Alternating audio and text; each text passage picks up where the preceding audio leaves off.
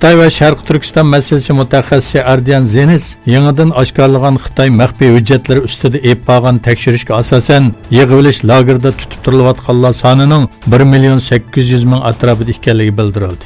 U ommaviy taratquv hisobida mundaq dedi: "O'yin oxirlashdi.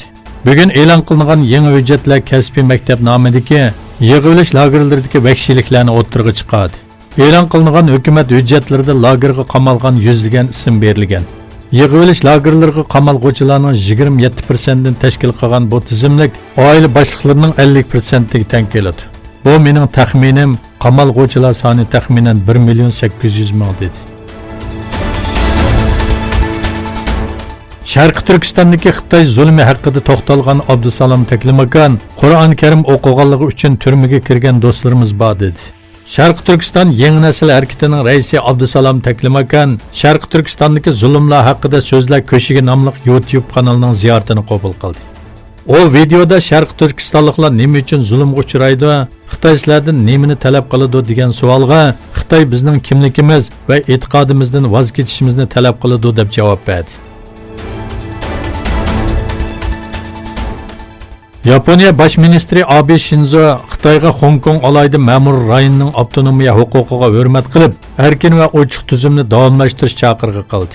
Yaponiya Kido agentligining xabar qilishicha, kabin sekretari Suga Yoshihide Yaponiya Bosh ministri Abening Xitoy tashqi ishlar ministri Wang Yi bilan bo'lgan uchrashish haqida bayonot e'lon qildi. O Bosh ministr Abening Hong Kongning bir davlat ikki xil tuzum prinsipi ostida taraqqiy qilishiga ruxsat qilinishi hamda erkin va ochiq bir siyosiy sistemaning davomlashtirilishini ta'kidlaganligini bildirdi.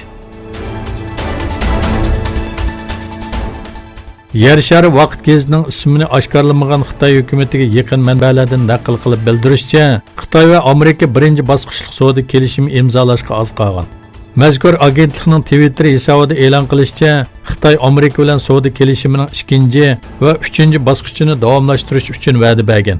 Amerika prezidenti Donald Trump har ikki tarafning savdo kelishimining asosiy temalari haqida fikr birdagligi hosil qilganligini aytib bir oy o'tgan bo'lsa-mu, lekin hozirgacha bir kelishim imzolanmadi. Reuters agentligi o'tgan haftadagi bir xabarida savdo mutaxassislari va Amerika hukumatiga yaqin kishilarning savdo kelishimining tunji bosqichining kelar yilgacha so'zilib ketishi mumkinligini aytganligini bildirgan edi. Anqara valiligi havo mudofaa sistemasi qurilishi doirasida poytaxt osmonlarida F-16 aeroplanlarining yuqori va tuvan bo'shliqda uchish bo'lganligini bildirdi. Uchish aeroplanlarining uchish saviyasining S-400 havo mudofaa sistemasi uchun ta'lim-tarbiya faoliyatlarini o'z ichiga olganligini bildirdi. Rossiyadan 2,5 milliard dollarga elingan bu sistemaning o'rnashtirilishining sinaq faoliyatlarining oxirlashi bilan 2020 yili aprelda tamomlanishi planlanmoqda. Amerika Turkiya setib olgan bu sistemaning NATO mudofaa sistemasi bilan mos kelmaydiganligini aytib, Turkiyani F-35 turidan chiqarib o'tgan edi. Germaniyaning Dresden shahriga joylashgan Yevropaning eng qadimiy muzeylaridan biri bo'lgan Gronash Gewölbe muzeyiga o'g'ri kirdi.